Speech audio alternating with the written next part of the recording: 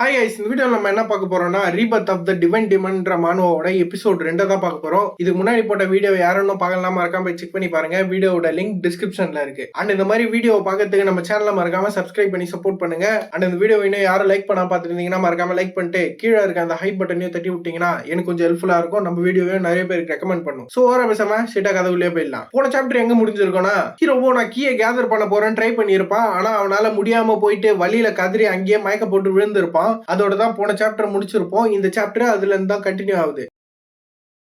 சாப்டரோட ஸ்டார்டிங்ல ஹீரோவோட சர்வன்ட்டும் தலை நடந்த சம்பவத்துல நீ கிட்டத்தட்ட 3 நாளா தூங்கிட்டு இருந்த, அப்படி இருக்கும்போது திடீர்னு எழுந்து எங்கேயோ கிளம்புறிய, நீ உண்மையிலே நல்லா தான் இருக்கியா?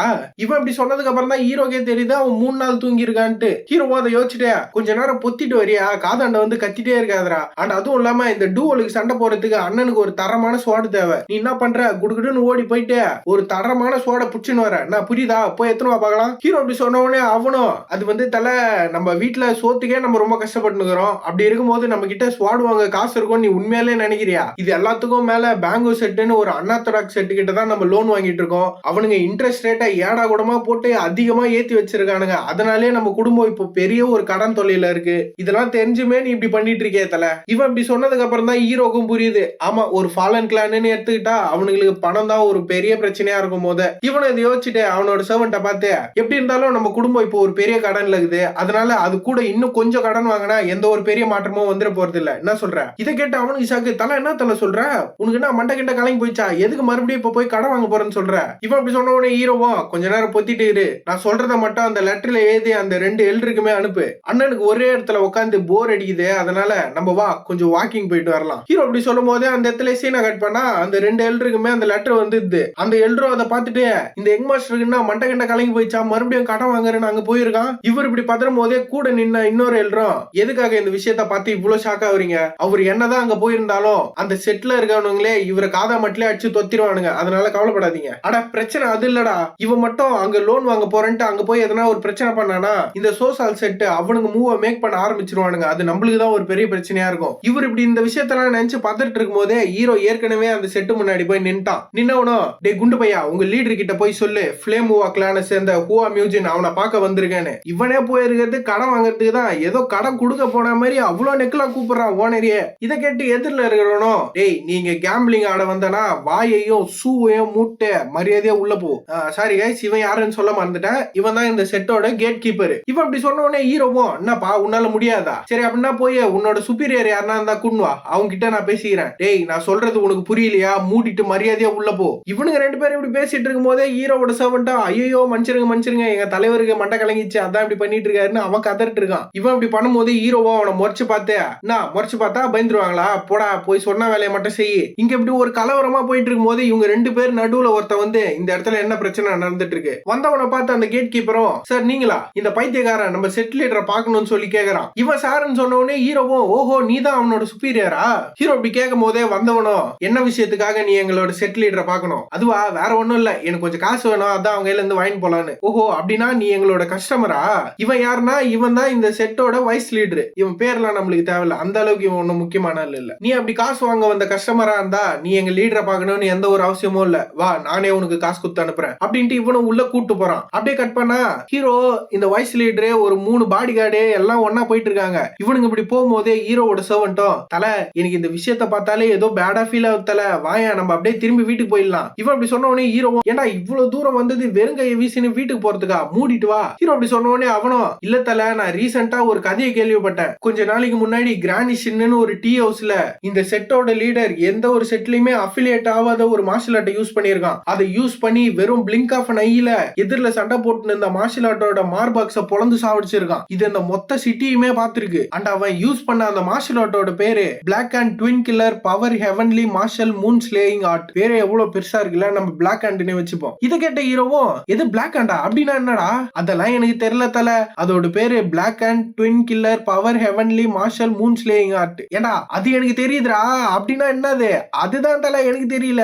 இவனுங்க இப்படி பேசிட்டு இருக்கும் போதே முன்னாடி போயிட்டு இருந்த அந்த வாய்ஸ் லீடரும், உன்னோட சர்வெண்ட் உன்னை விடவே புத்திசாலியா இருக்கான், ஆனா நீ தான்டா மக்கு முட்டாசாமியா இருக்க. இவன் அப்படி சொன்ன உடனே ஹீரோக்கு ஒண்ணுமே புரியல. நான் பார்த்தா ஹீரோ கழுத்துல கத்தி வச்சு சுத்து போட்டுறானுங்க ஹீரோவையும் அவனோட அசிஸ்டன்ட்டையும். இவன் இப்படி பண்ண உடனே ஹீரோவோ அவனை பார்த்து, ஆரம்பத்துல இருந்தே இதுதான் உன்னோட இன்டென்ஷனா இருந்ததா?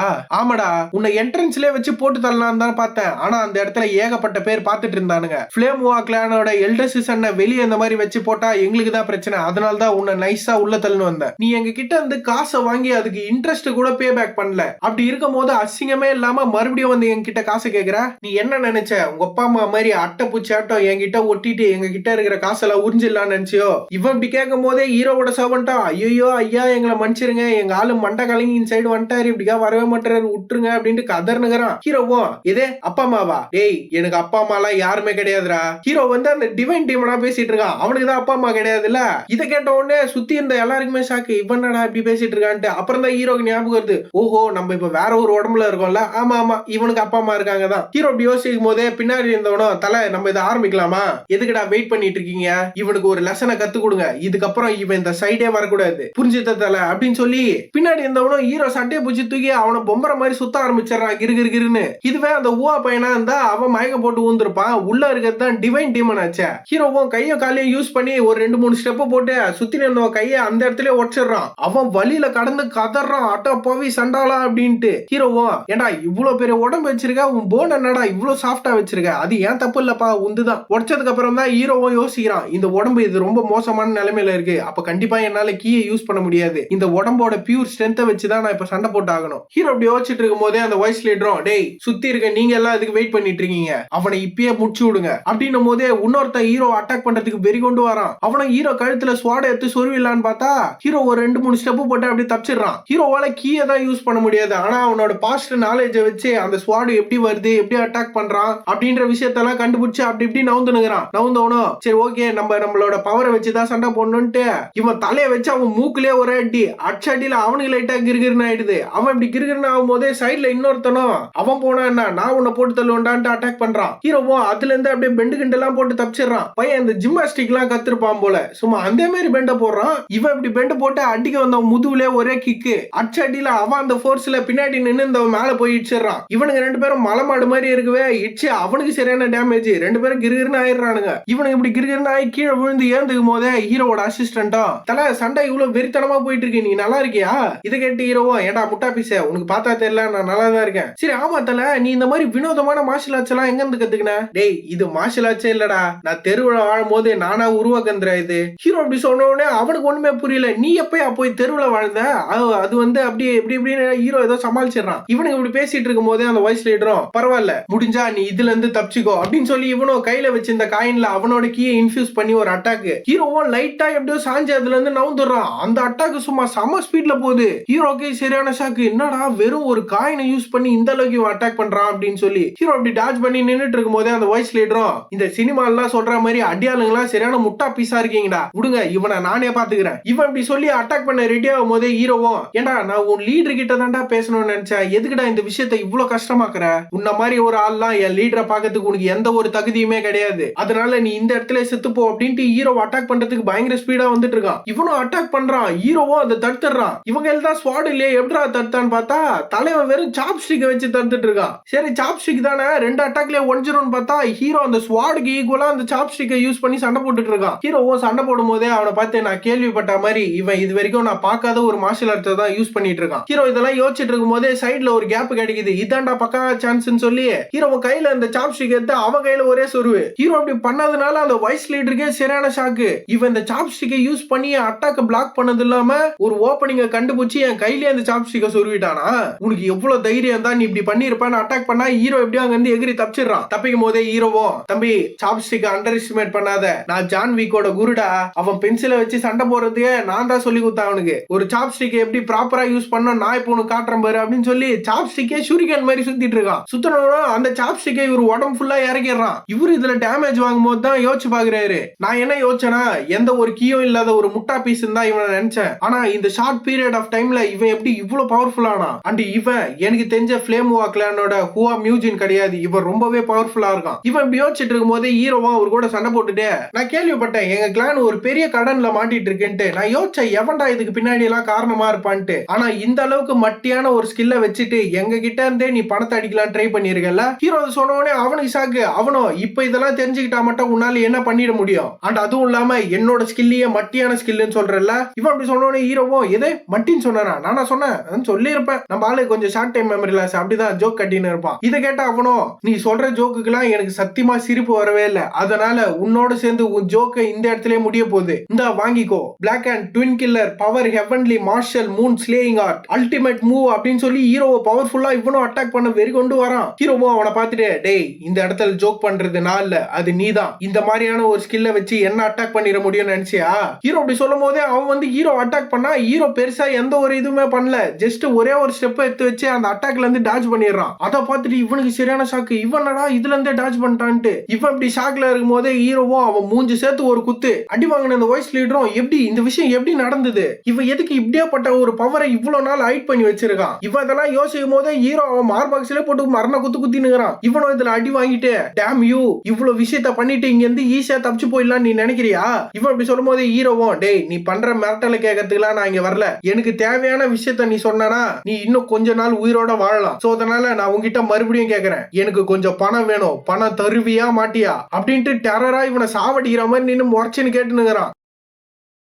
அப்படியே கட் பண்ணா ஹீரோவும் ஏதோ ரூம் உள்ள உட்காந்துன்னு கிசால சொருவது கண்ணு காரண ஜாயிண்ட் ஒண்ணு அப்படின்ட்டு புகை விட்டுனுக்குறான். இவன் இப்படி புகை விடும் போதே ஹீரோட சர்வன்ட்டும் அதை புடிங்கி, தலை smoking is injurious to health, தலை நீ இப்பெல்லாம் பண்ணக்கூடாது, உன் உடம்பு என்ன கண்டிஷன்ல இருக்குது, இந்த வேலைலாம் பார்த்துனுக்கிற நீ. இவன் அப்படி புடுங்கினவனே ஹீரோவும், டே லைட்டாடா ஒரு ரெண்டே பஃப் மட்டும் வலிச்சிட்டு கொடுக்குற குர்ரா அப்படின்னு சொல்லி இவனுங்க ரெண்டு பேரும் அந்த இடத்துல உட்காந்து ஒரே கலவரம் பண்ணிட்டு இருக்கானுங்க. இதை கேட்ட அந்த வாய்ஸ் லீடரும், சரி போதும் போதும் உங்களுக்கு என்ன விஷயம் தெரிஞ்சுக்கணும் சொல்லுங்க. இவன் இப்படி கேட்ட உடனே ஹீரோவும், உங்களுக்கு பணத்தை கொடுக்கறதுக்கு ஆசையே இல்லாத போது எதுக்குடா எங்க கிளானுக்கு நீங்க காசு கொடுத்தீங்க, அதுவும் எந்த ஒரு கொலாட்ரலும் இல்லாம. இதெல்லாம் பார்த்தாலே தெரிஞ்சு பின்னாடி நின்னு எவனோ பெருசா ஒரு வேலையை பார்த்துட்டு இருக்கான்ட்டு. அவன் யாரு? ஹீரோ அப்படி கேட்ட உடனே அந்த வாய்ஸ் லீடரும், அது வந்து அது யாருமே கிடையாது, நீங்க தான் தப்பா புரிஞ்சிட்டு இருக்கீங்க. டேய் நீ பேசுறதுலே தெரிஞ்சு நீ பச்சையா புழுவுறன்ட்டு மரியாதையா உண்மையை சொல்ற. நீ மறுபடியும் ஒரு பொய் சொல்றதுக்கு முன்னாடி நல்லா யோசிச்சு பாத்துக்கோ. என் கையில வச்சிருக்கனே இந்த டைஸை எடுத்து உன் தொண்டையில சொருவணும்னு வைய, மறுபடியும் உன்னால உன் வாழ்க்கை ஃபுல்லா பேசவே முடியாது. இவ்வளவு கொடூரமா மிரட்டினதுக்கு அப்புறம் இவனால போய் சொல்ல முடியுமா?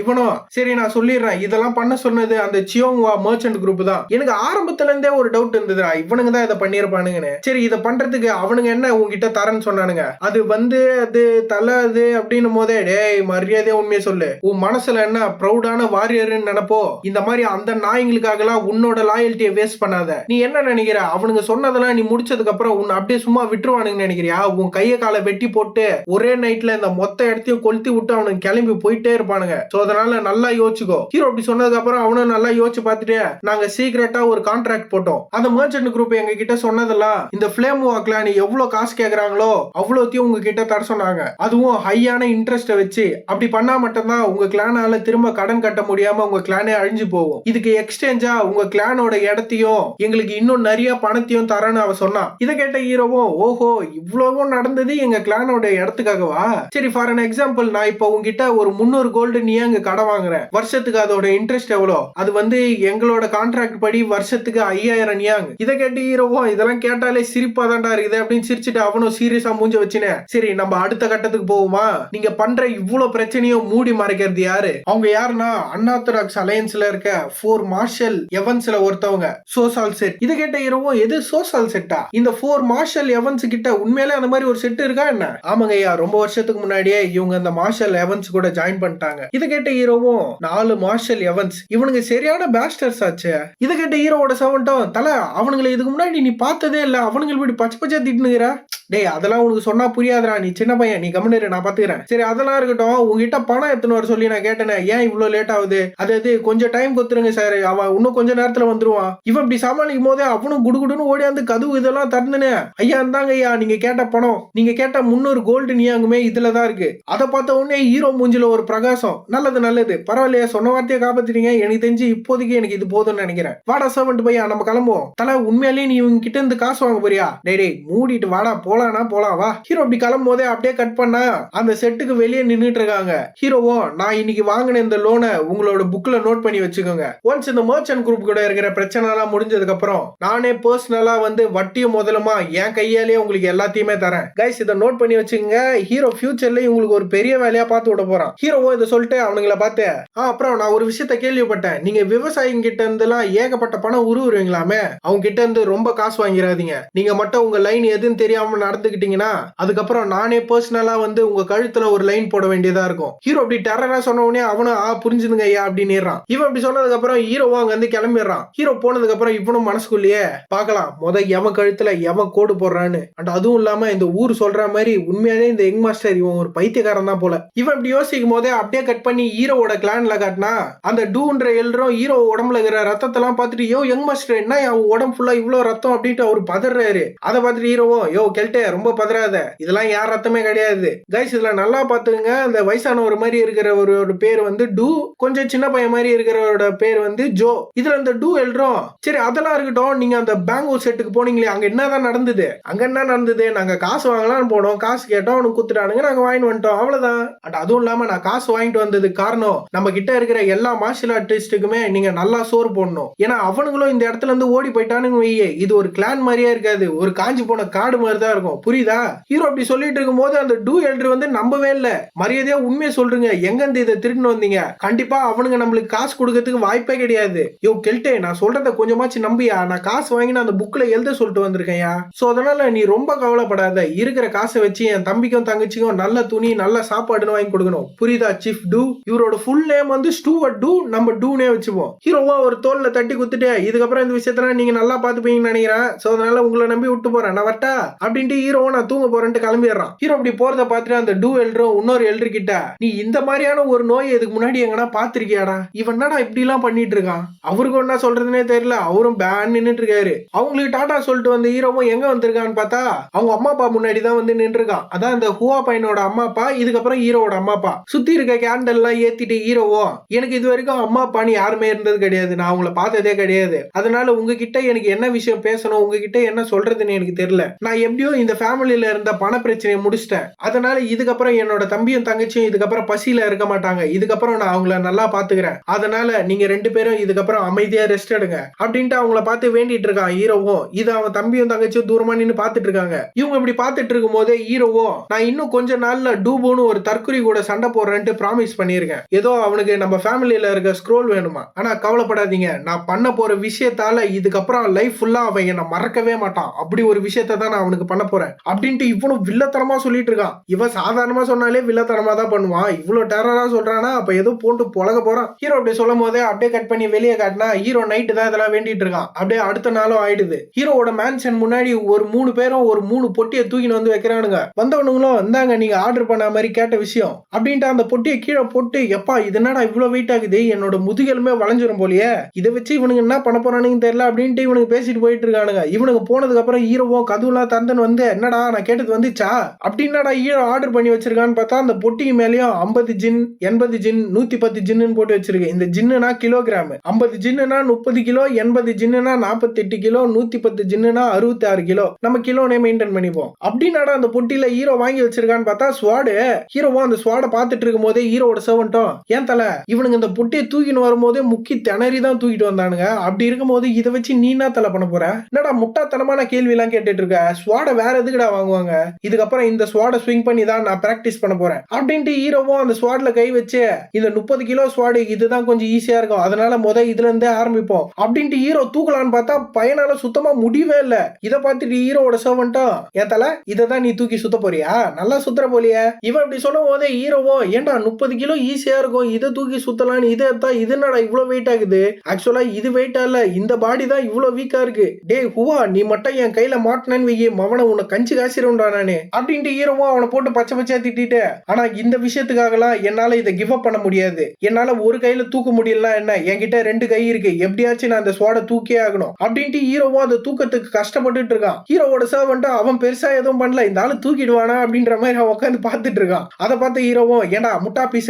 இப்படி என்ன முறைச்சு பாக்கிறத விட்டுட்டு நான் சொன்ன வேலையை போய் செய், போ கிளம்பு அப்படின்ட்டு ஹீரோவும் இவனுக்கு ஏதோ ஒரு வேலை குத்துருக்கான் போல, என்ன வேலைன்னு தெரியல. இவன் இப்படி போறதுக்கு ரெடி ஆகும் போது ஹீரோவும் அப்புறம் அந்த சமைக்கிற ஆளுங்க கிட்ட போய் சொல்லிட்டு இதுக்கப்புறம் என்னோட எல்லா மீல்லுமே மீட் இருக்க மாதிரி பார்த்து அவங்கள சமைக்க சொல்லு, நான் சொன்னது உனக்கு கேட்டுச்சுன்னா பொத்திட்டு இருந்து கிளம்புறியா கொஞ்சம். ஹீரோ அப்படி சொன்ன உடனே அவனும் சரி நான் கிளம்புறேன் தல, ஆனா உன்னை பார்த்தா எனக்கு லைட்டா கவலையாகுது, நீ உண்மையிலே ஓகேவா. ஹீரோவும் எந்த ஒரு பதிலுமே சொல்ல, அதனால அவனும் சரி ஓகே தல அப்படின்ட்டு அங்க இருந்து கிளம்பிடுறான். ஹீரோவும் இந்த ஸ்வாடை நம்மளால தூக்க முடியலன்னு சொல்லி ஸ்வாடையும் கையும் சேர்த்து வச்ச மாதிரி கட்டிக்கிறான். கட்டிட்டு எனக்கு இன்னும் 2 வாரம் தான் டைம் இருக்கு, 2 வாரத்துக்கு அப்புறம் அந்த டூவல் ஸ்டார்ட் ஆயிடும். இப்ப பிரச்சனை என்னன்னா இந்த உடம்பு இது ஹெவன்லி மார்ஷியல் பாடி, என்னோட மாஸ்டர் சொல்லி கொடுத்த அந்த டீமனிக் காட்டுக்கு போலார் ஆப்போசிட் தான் இந்த உடம்பு. அப்படின்னா எனக்கு வேற வழியே இல்ல, என்னோட மாஸ்டர் சொல்லி கொடுத்த அவர் ஃப்ரெண்டோட மார்ஷியல் ஆர்ட்ஸ் தான் இதுக்கப்புறம் நான் பிராக்டிஸ் பண்ணோம், அதோட பேரு தான் தி பியர்லெஸ் ஆஃப் 9 ஸ்வாட்ஸ். ஹீரோவும் இதை யோசிச்சுட்டு அந்த ஸ்வாடை ஸ்விங் பண்ணா அந்த ஸ்வாடு வெயிட்ல அந்த ஸ்வாடு கூடயே போறான். அந்த ஸ்வாடையே இவனால கண்ட்ரோல் பண்ண முடியல. இவனும் இதை பண்ணிட்டு எனக்கு வேற வழி இல்ல, நான் இதை பண்ணா மட்டும் தான் என்னால அந்த டூவல்ல ஜெயிக்க முடியும். இவன் இப்படி யோசிச்சுட்டு இருக்கும் போதே அந்த இடத்துல சீனை கட் பண்ணா அந்த டூபு பையனை தான் காட்டுறாங்க. அவனோ நீ என்னடா சொல்ற, அந்த ஹூவா பையன் நம்ம லோன் கொடுக்குற ஆளுங்களே அச்சு நவுத்திட்டானா, இதை யார்கிட்ட கேக்குறான்னு பார்த்தா சைட்ல ஒருத்தன் வந்து நிக்கிறான். அவனோ ஆமா தல, நம்மளுக்கு வந்த லெட்டர்ல அதான் போட்டு இருந்தது, அண்ட் அதுவும் இல்லாம அவன் அச்சு அடியில கண்டிப்பா எவனாலையுமே 2 வாரத்துக்கு நவுறவே முடியாதான். இதை கேட்டு இவனும் டேய் அவனுக்கு எந்த ஒரு எனர்ஜி கோருமே கிடையாது, அப்படி இருக்கும்போது எப்படி அவன் இதை பண்ணியிருப்பான், நீ சொல்ற விஷயம் உண்மையா இருந்தா அப்ப அவன் நம்ம கிட்ட இருந்து ஏதோ இன்ட்ரெஸ்டிங்கான ஒரு விஷயத்த மறைக்கிறான், அப்படின்னா அவனுக்கு நம்ம ஸ்பெஷலா எதனா ஒன்னு டூவல் அன்னைக்கு கொடுத்தாகணும்ல, அப்ப நான் என்னோட பிரசன்ட ப்ரிப்பேர் பண்ண ஸ்டார்ட் பண்ணணும்னு நினைக்கிறேன். இவனும் அதை சொல்லிட்டு மனசுக்குள்ளேயே வரப்போற அந்த டூவலை நினைச்சா எனக்கு ரொம்பவே எக்ஸைட்டிங்கா இருக்கு. டேய் லவுடு, அப்படி எங்க கிட்ட இருந்து என்ன விஷயத்த தான் மறைச்சிட்டு இருக்க, நீ என்னதான் முக்கி முக்கி திணறி ட்ரைனிங் எடுத்தாலும் உன்னால என்னோட கூந்தலை கூட தொட முடியாதுடா, பாக்கலாம் உன்னால அந்த டூவல்ல என்ன பண்ண முடியுதுன்னு அப்படின்ட்டு இவன் ஒரு டெரரா உட்காந்து சொல்லிட்டு இருக்கான். 2 பேருமே சரியான சைக்கோங்க. அப்ப சண்டை எப்படி நடக்க போகுதுன்னு மட்டும் யோசிச்சு பாருங்க. இவன் இப்படி யோசிக்கும் போதே அப்படியே இந்த இடத்துல இந்த சாப்டர் முடிச்சிடறானுங்க. ஓகே गाइस, இந்த வீடியோ பிடிச்சா லைக் பண்ணுங்க, அண்ட் நம்ம சேனலுக்கு புதுசா இருந்தீங்கன்னா சேனலை மறக்காம சப்ஸ்கிரைப் பண்ணுங்க. அப்பதான் டெய்லியும் நான் இந்த மாதிரி போடுற வீடியோலாம் உங்களுக்கு தேடி வரும். அண்ட் இதே மாதிரி ஒரு நெக்ஸ்ட் எபிசோட்ல மீட் பண்ணலாம்.